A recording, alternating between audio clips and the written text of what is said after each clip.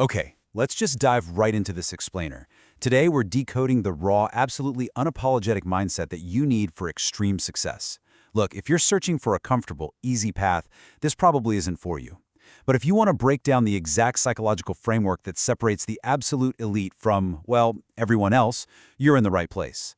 We've pulled together insights from some of the most intense, relentless thinkers out there, and we're going to build a complete blueprint for what they call a savage mentality. You've probably heard this historical cycle before, right? It perfectly sets the stage for the massive internal journey we're about to unpack. The sources basically argue that when things are easy, when society just hands us a soft cushion, we naturally default to comfort.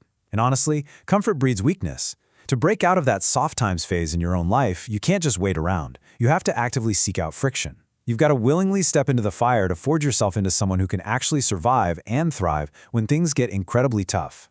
So, that brings us right to phase one, the war inside your mind. Because here's the thing. Before you could even think about dominating the business world or sports or whatever your arena is, you have to conquer the voice inside your own head. You know the one, the voice telling you to hit snooze or just stay comfortable. To win that war, you need what's called the accountability mirror. You have to face your flaws head on. Just completely strip away the lies, the excuses, the nice little curated image you put on social media. A core tenet from our blueprint is simple. You literally cannot fix a problem until you brutally acknowledge it. That raw, sometimes painful honesty, that's the only real foundation for mental toughness. Let's look at how this translates into a daily, practical framework. This comes straight from a proven military mindset. Step 1, extreme ownership.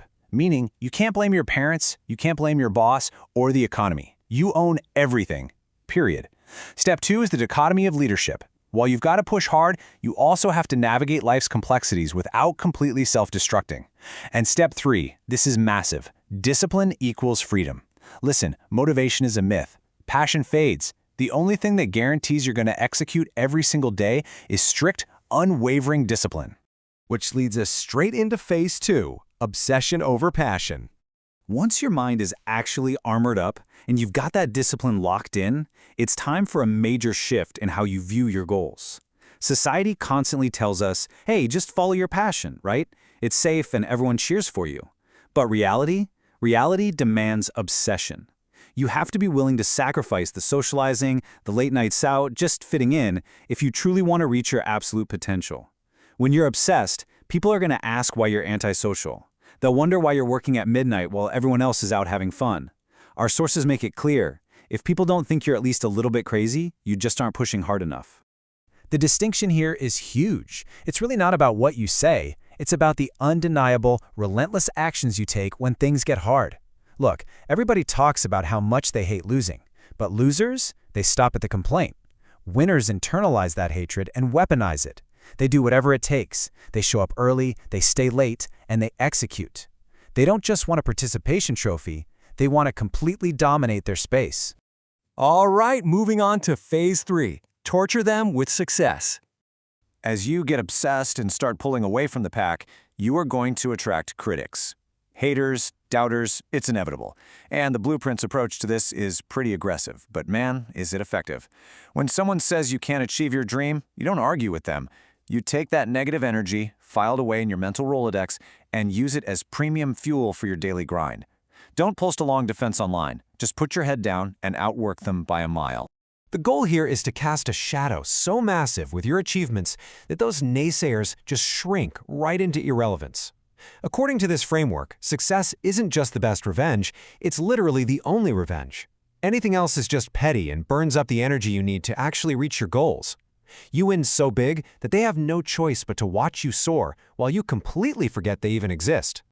That brings us to phase 4, the power of stamina. So having a quick burst of anger to prove people wrong is great for a sprint. But quick bursts of energy won't cut it when you reach the absolute highest levels of competition.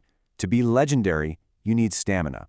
And this leads to a super fascinating comparison from our sources about nature's greatest predators. Who's the real king of the jungle?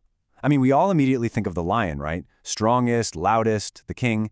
But nature actually tells a very different story when it's time to eat. Check out this staggering number, 83%.